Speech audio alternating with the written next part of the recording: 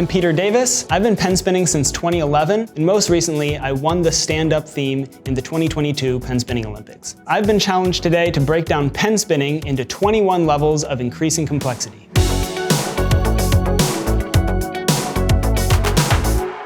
Pen spinning is actually a lot like juggling. You basically use your fingers, your hands, sometimes your wrists and arms or even knees to toss, to spin, to throw the pen or pen-shaped object in any way that you'd like. As a disclaimer, this is my interpretation of the challenge. Level 1, charge. The charge uses conical rotation in one spot of the hand, but just spins conically in one spot. And conical rotation means that the pen is not actually spinning end over end in a full circle, it's just tracing out a conical motion on both sides of the hand. Level 2, pass.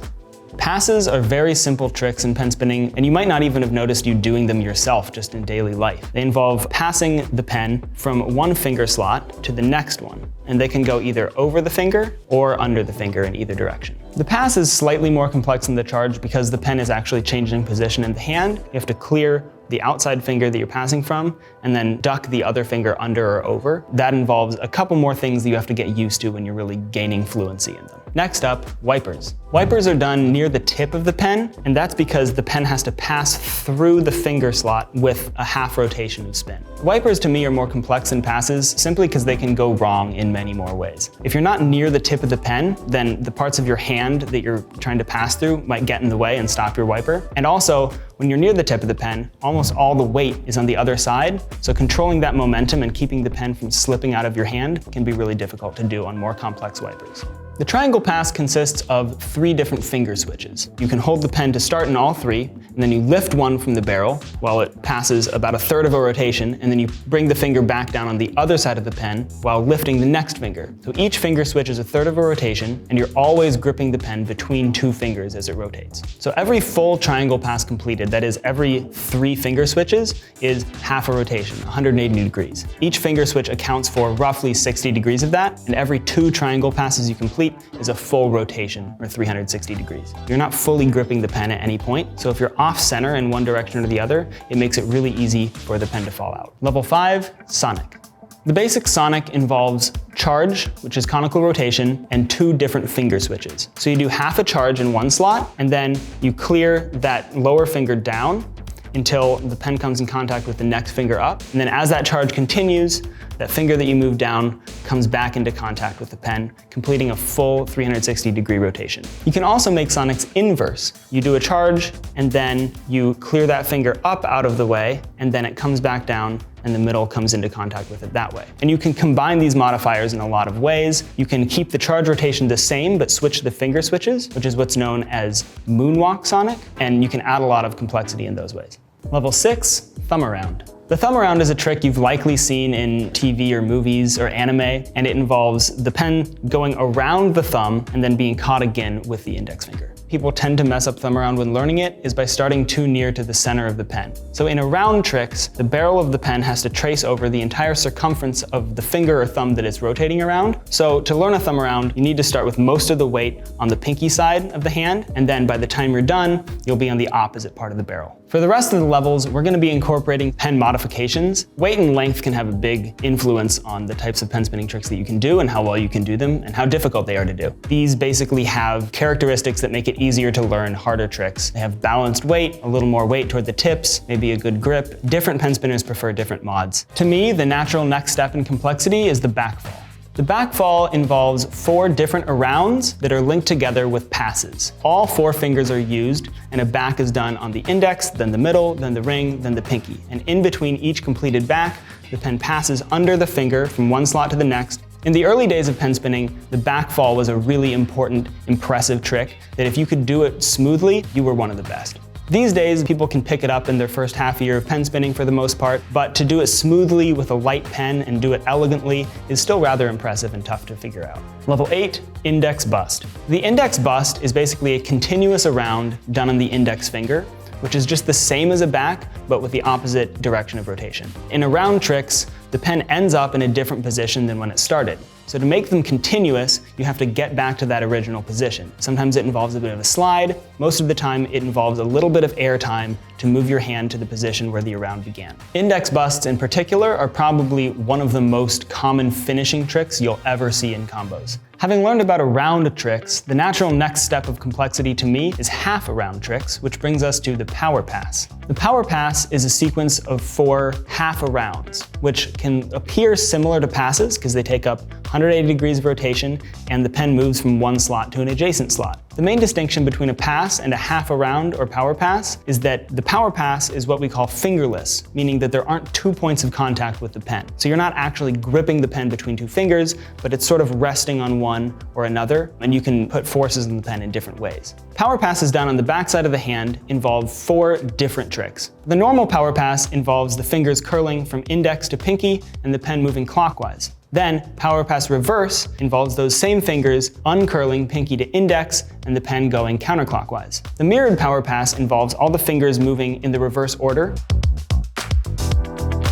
And then mirrored Powerpass reverse involves the reverse of that one, which means that the fingers uncurl from index to pinky and the pen moves clockwise. You'll find that you don't actually have to flex your fingers really hard. You'll just learn how the pen feels on your fingers so that the angle is correct, so that you don't have to keep those fingers out of the way quite as much. Level 10, back 1.5. So as we went over with the rounds, when you begin an round, you're in one position of the pen, and when you end, you're in a completely different position. Another way to do an round after doing the same round is to add just a half rotation of spin on the back of the hand. You can learn back 1.5s on any implement, but it's always going to be easier to use a pen that's nearly perfectly balanced. The reason for that is that from one back 1.5 to the next, you're starting on the opposite sides of the pen. So if those have different weights, it's going to be really hard to get used to doing one after the other. Next up, cardioid.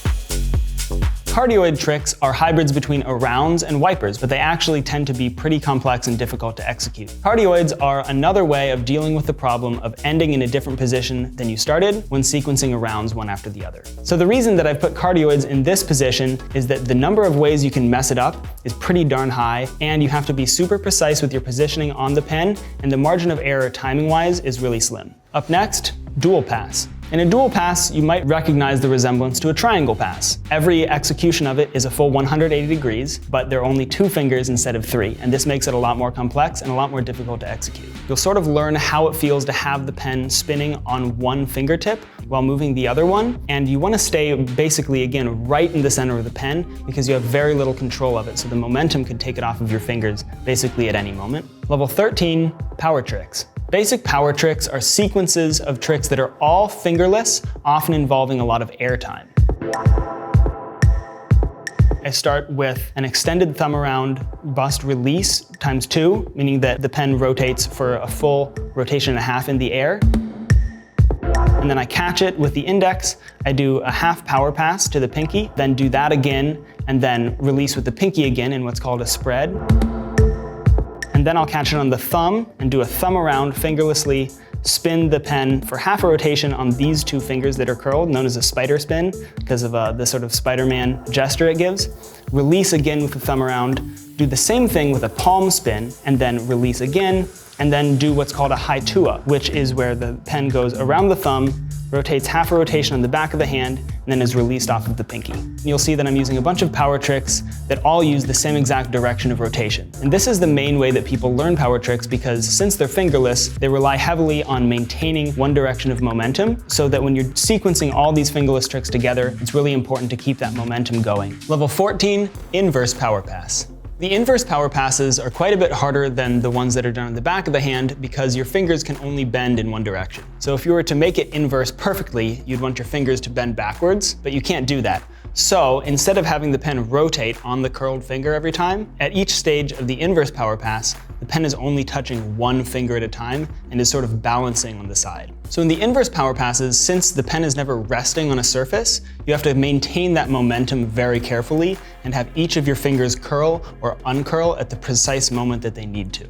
Next up, Fingercross. So far, through all of these levels, we've had the 4 main finger slots between the thumb and the index and middle, and so on. And the fingers proceed in this order as they do on your hand. But you can actually cross your fingers over one another so that the order of these finger slots changes quite a bit. The best way to incorporate finger crosses into your pen spinning is to make sure they're active, meaning that they're touching the pen while they're crossing over one another. So if you have the pen between the ring and pinky fingers, you have that pen within those fingers as they cross over one another, and you get a full 180-degree rotation. Level 16, 1 pen, 2 hands. So you don't have to spin pens in just one hand. A lot of people involve both hands, wrists, other parts of the body even, but it's very common for people to specialize in 1 pen, 2 hand spinning, where 1 pen is spun, but 2 hands can be involved either independently or interconnected. When you move into 2 hand spinning, some things will feel a lot easier than they did originally, and some things will feel pretty weird. It didn't come to me incredibly easily. It can be really unfamiliar at first, but you'll probably pick stuff up a bit quicker than you did initially because you sort of know how the tricks work.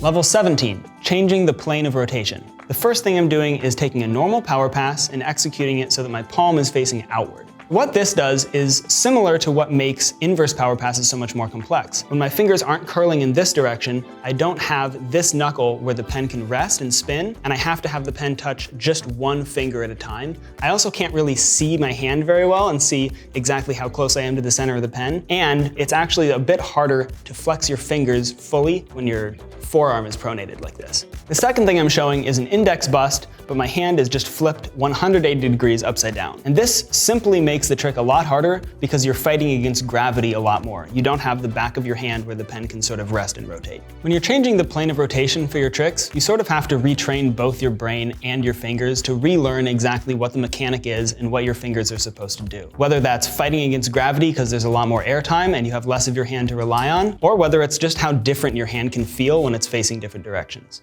Up next, charge removal. So a lot of what we've been dealing with so far is adding things, adding more mechanics, adding more tricks. Charge removal is sort of the opposite. You're removing certain things that feel natural in order to make the margin of error a lot tighter. Charge removal can be pretty subtle and difficult to notice, and that's why it's actually called Japanese motion sometimes, because Japanese spinners used it a lot in a variety of ways, and some people just didn't really notice or pick up on it all that much. So the way it often works is when the palm changes position when you're doing passes or sonics or rounds or anything, there's a natural charge or half charge that's added in to account for that changing of the palm position. But with tighter timing and different mechanics, you can actually take out that extra charge and snap your hand into position, and it looks really clean and precise. Level 19, Advanced Sonic Hybrids. A lot of pen spinners out there really focus on very thorny combinations of sonics that require a lot of flexibility, really tight timing, and might not be that elegant. I like to focus on ones that involve maintaining a conical rotation cleanly while moving the hands very precisely. So what I'm showing here starts with half of a normal sonic. You clear the middle down and you hold it with the ring and index. Then it's interrupted by a reverse power pass on the middle finger. So the index gets out of the way, you lift that middle finger fingerlessly, and the pen is about to enter the slot between the index and the middle finger. Then the trick is interrupted again, and while the pen is rotating counterclockwise on the middle finger, the hand can rotate a little bit out of the way, you flick that middle finger down, and with no rotations added, recatch the pen in that charge rotation between the middle and ring fingers. This sort of thing is really useful because often you have to get from one finger slot to another one. You can add in these degrees of complexity to add tiny tricks in while moving simply from one finger slot to another one. Level 20, threading. Threading is a concept that was recently developed by a Malaysian pen spinner who has extremely flexible fingers and has been very, very instrumental in developing finger cross tricks. Threading involves a non-adjacent finger cross, meaning that the fingers that are crossed aren't right next to each other. There are a number of ways to fail. One of the ways is in threading, your fingers can just get stuck on the way through and not make it all the way through. If you cross your fingers too much or too little, the actual finger cross can come undone, or you won't leave enough space for a finger to go through. And in trying to execute these cleanly, it's really tough to make the rotation smooth. Having hitches in your rotation while you execute any finger cross trick is going to be the case until you get really confident with them. Level 21, Advanced Combos. These are the sorts of things that you'll see in any pen spinning collaboration video at a high level. I try to add a good variety of visual flavor, changes in direction, changes in planes of rotation, a lot of different mechanics, maybe varying the pace, some slow sections, some fast sections, and that lends itself really well to showing a wide variety of the types of tricks that we've been going over. In this combo, I start out with some fingerless around reverses or backs, and then I change the plane of rotation to do a mirrored power pass reverse with my palm facing forward. Then I'll do some simple wipers and passes to set up the next section, which is related to the back 1.5s that we saw earlier, with the direction of rotation changed and the palm facing up instead. To finish the combo off, I do some quick passes and fingerless passes to get the pen between my middle and ring fingers, and then do a simple twisted sonic that then hybridizes into a more advanced sonic trick that sets up a rotated index bust release finish.